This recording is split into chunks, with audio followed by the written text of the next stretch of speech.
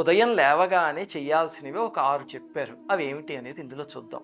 మొట్టమొదటిది ఏమిటంటే అసలు లేవడమే సూర్యోదయానికి ముందు లేవాలి అని చెప్పారు. ఇంకా రెండవది ఏమిటంటే నిద్ర లేవగానే కరావలోకనం అని చేయమన్నారు.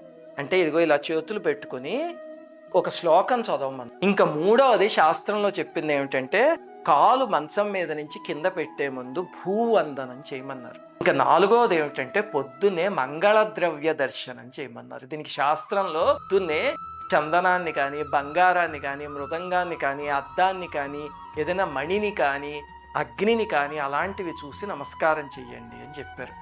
ఇంకా ఐదవది శాస్త్రంలో చెప్పింది ఏమిటంటే మాతా పితృ గురుజన వందనం అన్నారు.